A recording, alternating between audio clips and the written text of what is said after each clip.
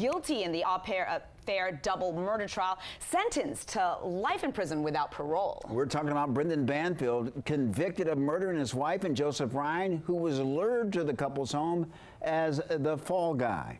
Banfield claimed that he shot Ryan when he walked in on him attacking his wife, Christine.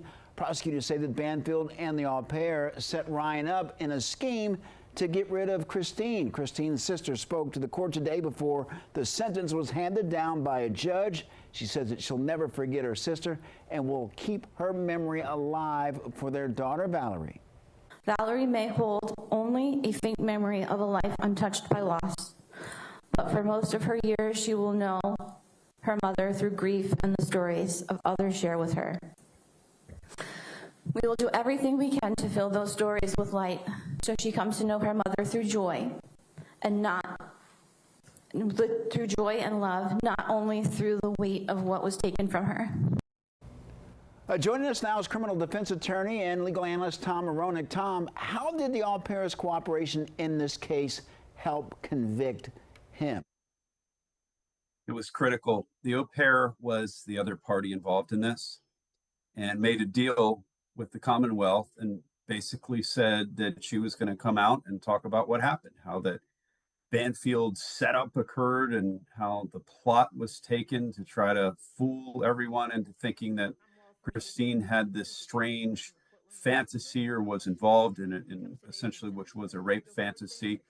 And the au pair dispelled basically all of it. And that, I think, was tremendous in getting the conviction.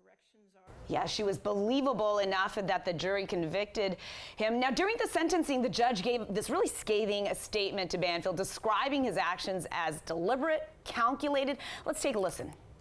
Two individuals that carried no remorse, calculated, and planned their violent crimes and left many victims and devastation in their path.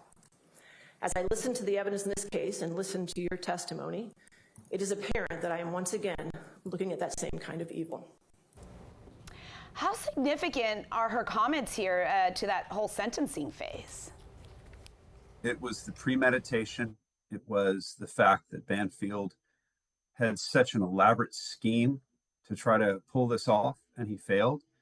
And the judge pointed all those things out. And that's why she called it evil, because the planning and premeditation was just to such a degree. This wasn't, in other words, a crime of passion. There's a big difference between a planning and premeditation situation versus a crime of passion. And what the jury found was that he did all of those things. So I think clearly the judge, listening to all the testimony and the jury's conviction, I think it played a huge part in what happened as far as the life sentence. Tom, Banfield obviously has the right to appeal, but some may ask, does he have grounds for an appeal? Not really.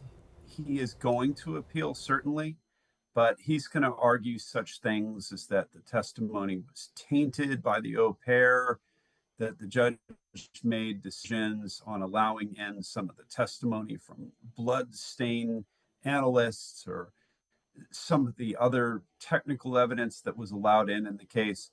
What you do on an appeal is just throw up anything that might work and try to say that was the reason you didn't get a fair trial. But it's very, very rare that you have a situation like the Murdaugh trial where one person in a significant period or I would say position of influence actually does impact the trial. Yeah, that was incredibly rare, that case in South Carolina. Now, Tom, what comes in this post-conviction process, especially because he showed no remorse, still is convinced that he is the innocent person here and the victim? I mean, that cannot help his appeal. Absolutely not. When you come out and it's the sentencing phase, unless your entire strategy is to plan for an appeal and just make no comments, there's ways to do that, but most people would show remorse and want the sentence to be somewhat mitigated by that. But he had zero remorse. You mentioned post-conviction. So typically what happens is there's going to be an appeal. It'll be determined whether that holds any water. And if that doesn't hold water, then what he can do is look at post-conviction options, such as saying he received less than adequate legal defense and try to point fingers at his lawyer. But he's really not going to have much success in any of that, I don't think. All right. It's great insight from our criminal defense attorney and legal analyst, Tom Maronick. Thank you so much for your time. It's always great to be with you all. Have a great weekend. All right, you too. And you can read more about